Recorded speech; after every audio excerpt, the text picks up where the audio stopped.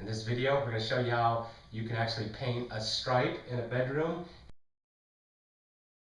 blue.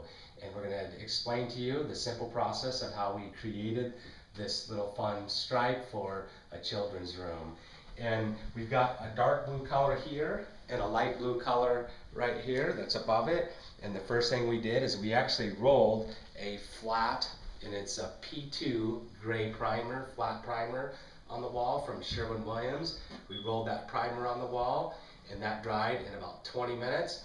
And then after that, we determined the height that we wanted our chair rail stripe to go to, and it's typically right around the 3 foot to 4 foot mark.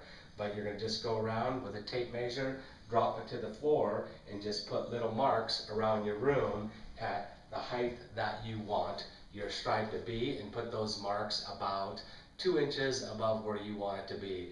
And those little marks are going to be a reference point that you're going to take the dark blue up and paint beyond where this stripe is going to be. So that dark blue's got to be painted up about this high. So we went around the room, and with the P2 primer, the dark blue covered in one coat. And so after that was dry, it dries about 2 hours, then we came back, and then you can mark your top line right here where the tape's going to go, and you can go around and take a tape measure and just mark from the floor to the top of the line. And there's one other option that's a little more expensive, or you can rent one from actually a rental store. Here in Boise, Idaho, there's a place called Tate's. You can set up a laser level right in the middle of your room, and it'll spin. It'll create a line right around your room that you can mask.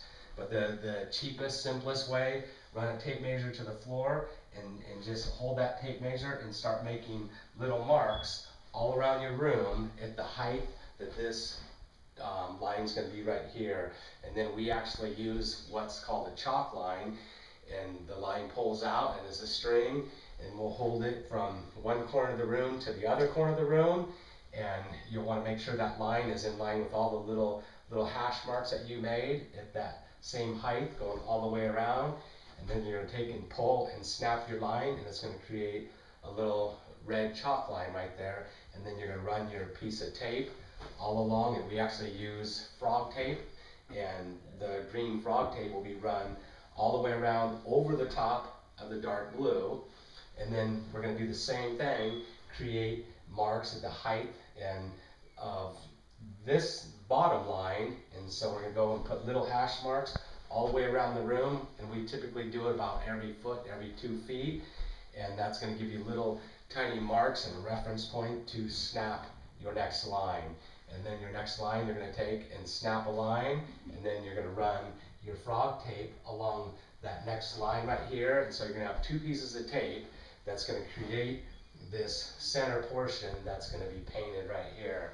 Once the tape is on, we take and we smear on the edges of the tape. We smear clear caulking, so it doesn't, your white paint won't bleed through your frog tape, and it'll create a nice crisp line. So we'll smear our frog tape around the whole line on the whole room, and then we roll our light blue color all along here to create this line. Then we rolled our light blue color down over the frog tape on the next line, and then completed our walls. While this was still wet, we pulled off the tape, and we had our 2 lines. You want to make sure you pull off that tape while your paint and caulking is still wet, otherwise it's going to peel the caulking and paint off the wall and leave a jagged mark.